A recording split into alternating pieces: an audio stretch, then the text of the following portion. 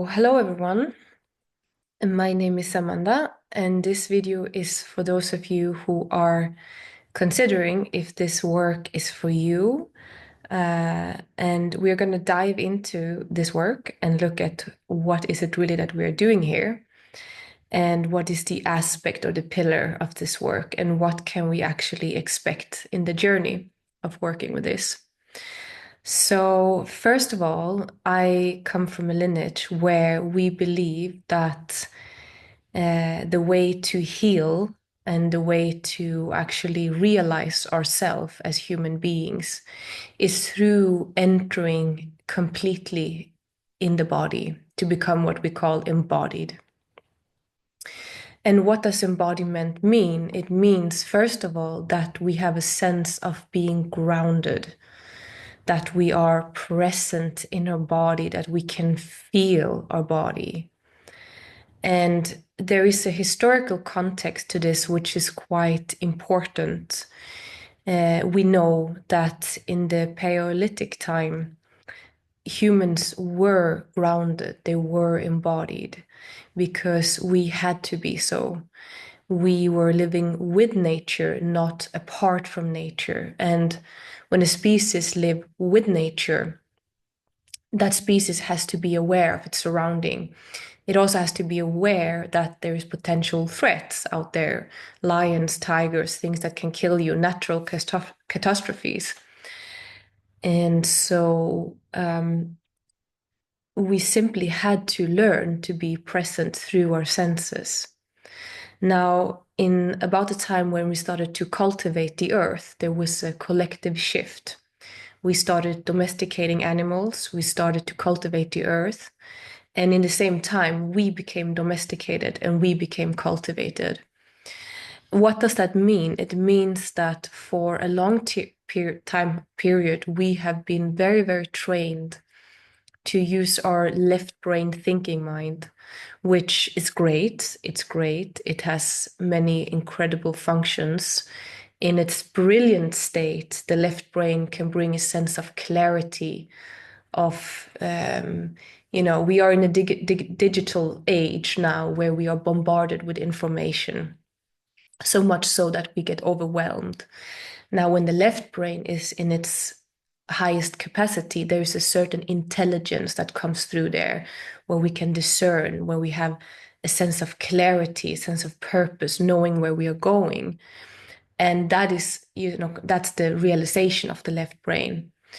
Now, the only problem in our society is that we are not cultivating a right brain. We are not no longer present through our senses and through our body. And this in time means that we are deprived of a huge part of what the human experience actually is like. If you think about any moment in your time where you have felt this moment was truly special, this was one of the moments I will remember for the rest of my life, I can bet you that part of that is what you felt in that moment.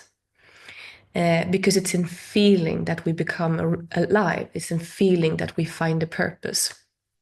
And so when we are learning to reconnect with that embodied state, with our capacity to feel, there is a learning element that comes in this work, which is learning the language of the felt sense. How do I notice the difference between feelings and emotions and sensations, and what is that language? So I've given some examples here. You can see tense, powerful, fuzzy, smooth, jagged, tangled, numb, hot, loose, sticky, relaxed, heavy, light, cold, dense, warm, and so on. And this is just a way to help us to reconnect with that feeling.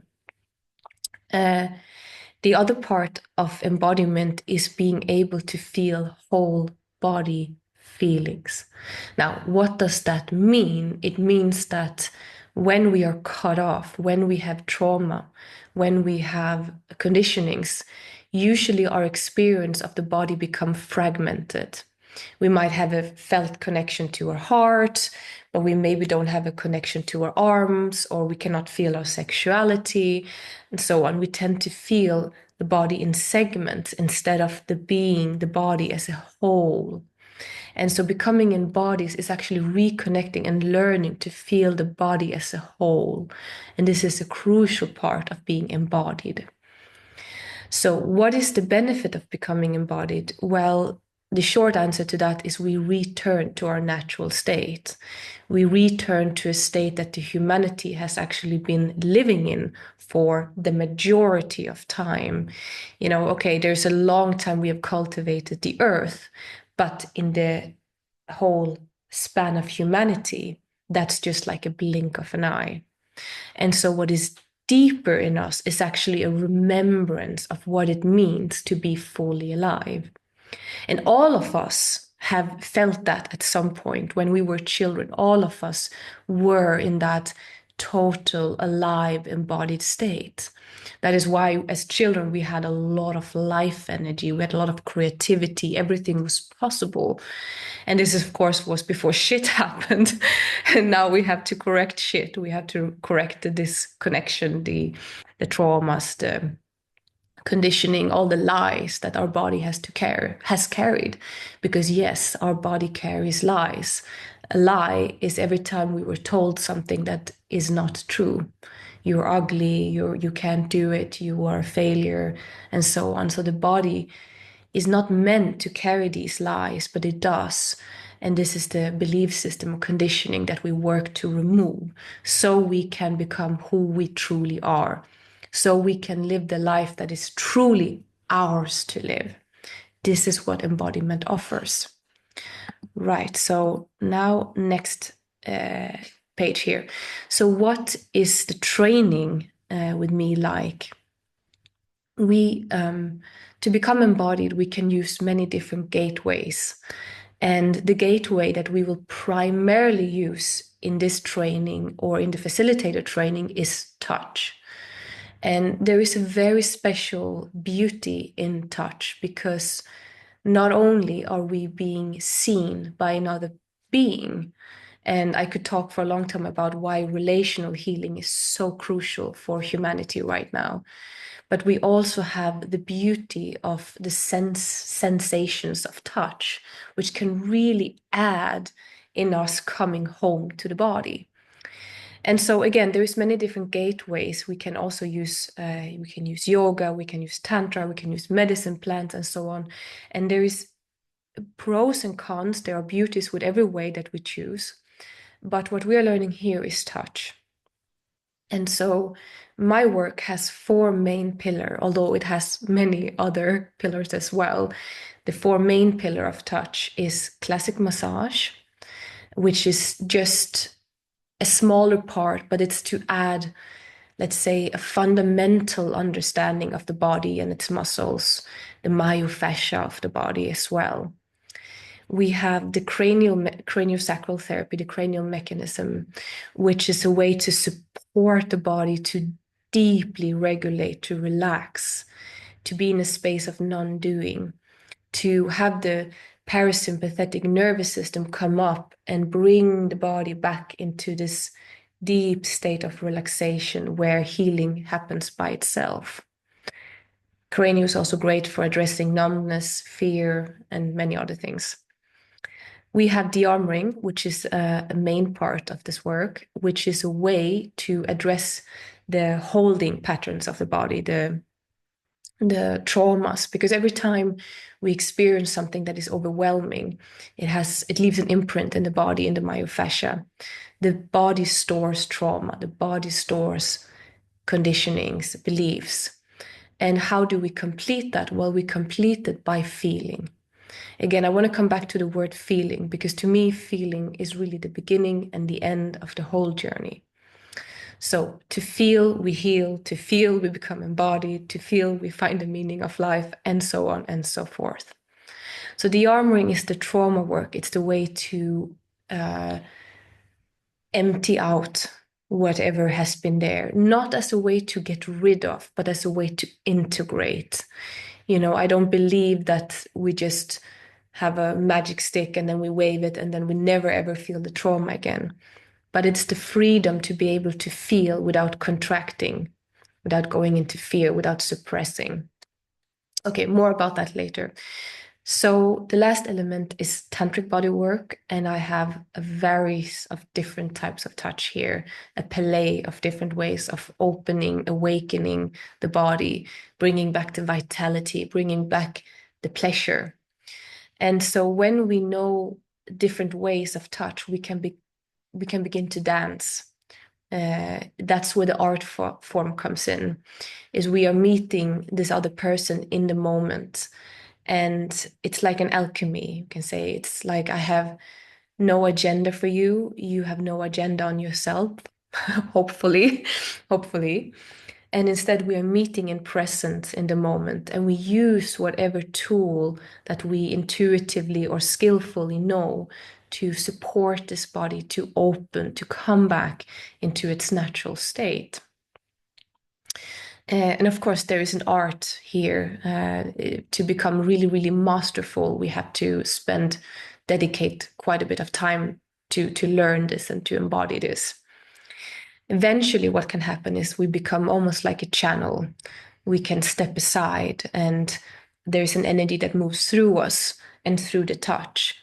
And this is, of course, a very high state of body work. It kind of transcends body work. And what we're doing here is we are working with a path of opening, a path of healing, a path of returning, a path of embodiment. All right. We have, so what is kind of some words, and I've already spoken a little bit about this, but what is it we can expect internally when we do a group like this or we take the training? In the beginning, we are very excited. We come in, and at some point, probably we'll start to notice the difficulty that comes up. And this is usually where we go, oh shit. Because we signed up for this group because we want to work with our traumas, and existence tends to deliver. So suddenly we are here and it actually shows up. And there is a moment where we can feel like, okay, this is challenging. And there definitely is an element of this which is going to be challenging. But with the skills that you will learn here, you will find a way where you can release what has to be released.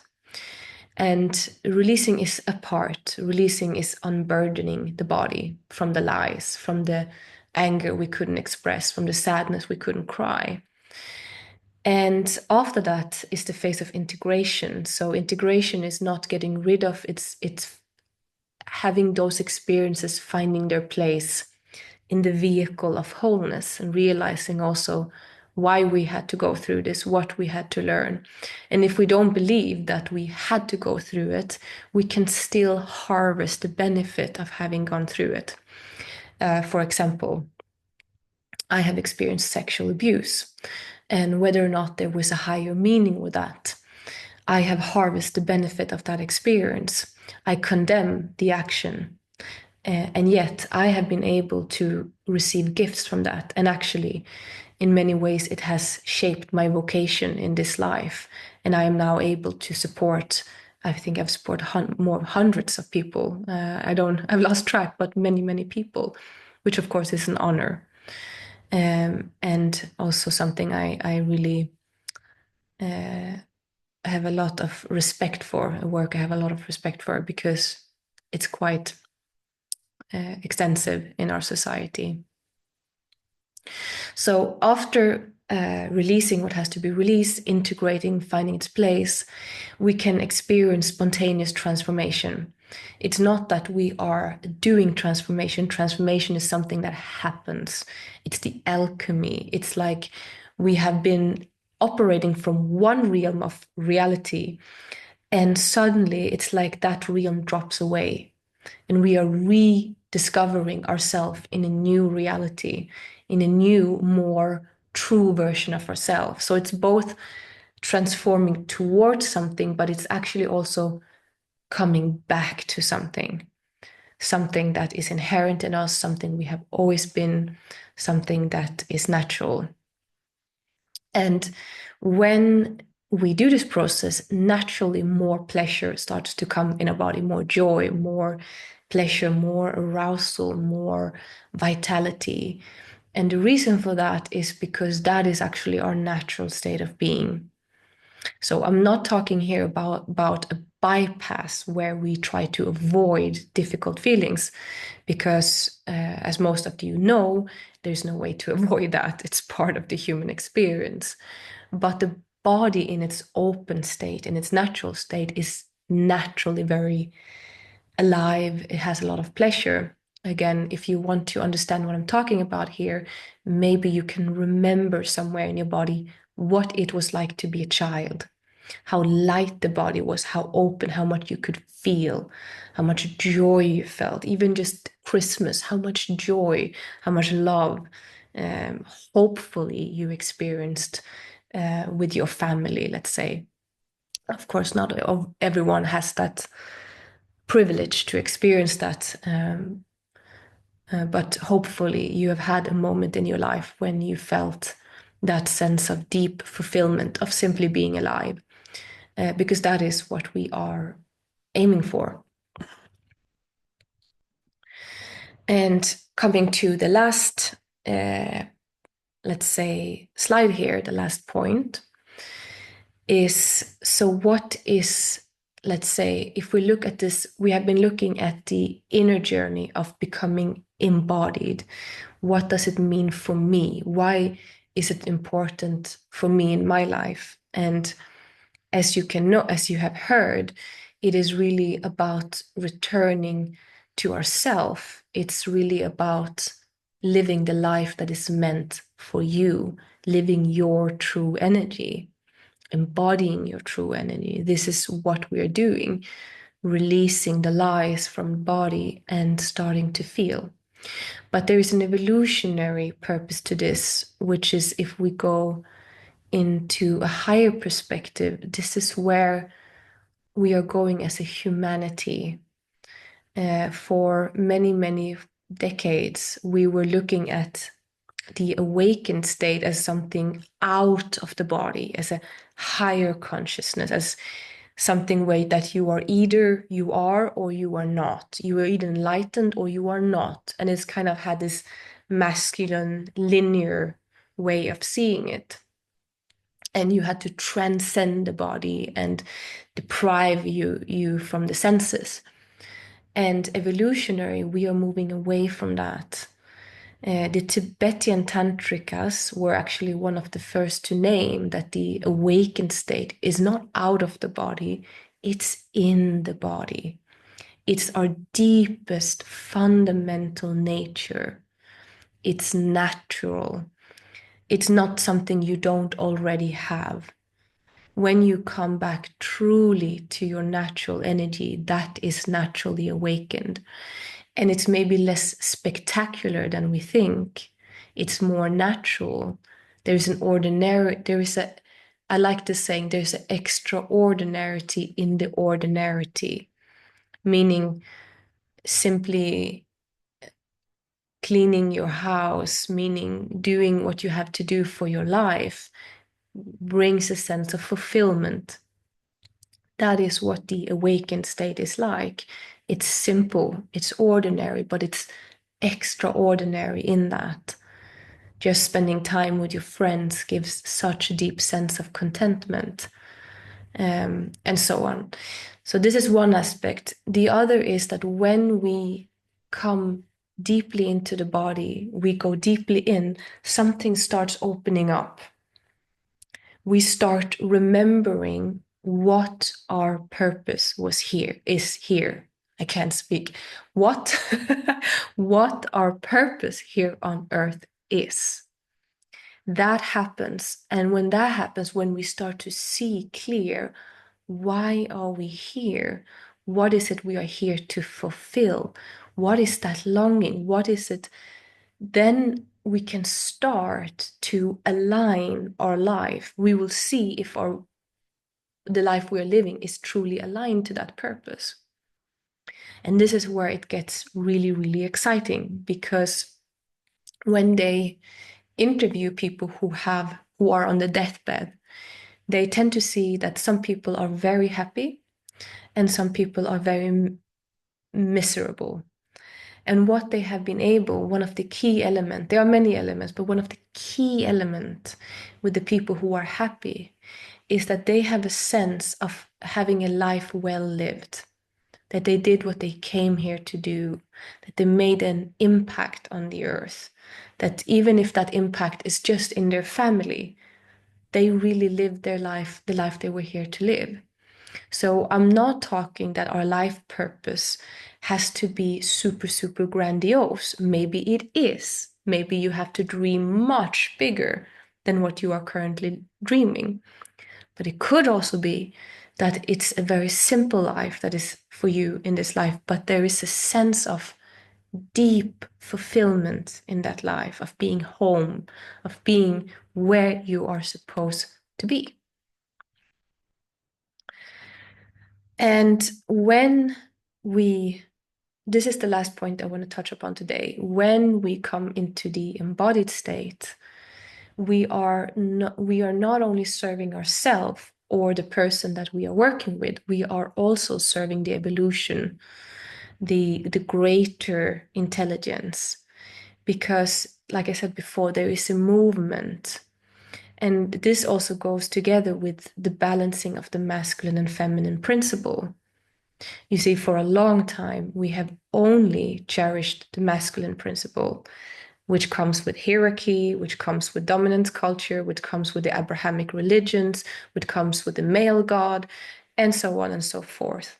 Certain things are very beautiful, and certain things, as we know, is quite dysfunctional.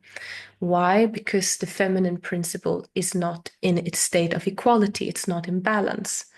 And the feminine is very much about, of course, it's about the mother, the great mother, but it's also about coming home to the body. So these two, this alchemical process of balancing the feminine and masculine is also in many ways what the heart of Tantra is about. And when we do this work, we become a vehicle of something greater, of serving the evolution of humanity by living our own life, living our own true nature. So, with those words, I hope you have a greater sense of what is it we are doing here. Like I said, we are learning to become embodied. We are learning skills. We are learning techniques to work with the body, opening the body for ourselves, for others. What that process is like, usually, of course, it's not linear. It's always circular, but that's the steps. And we are also, when we are doing this, connecting to something greater, remembering and aligning to why we are here and what is important for our life. All right.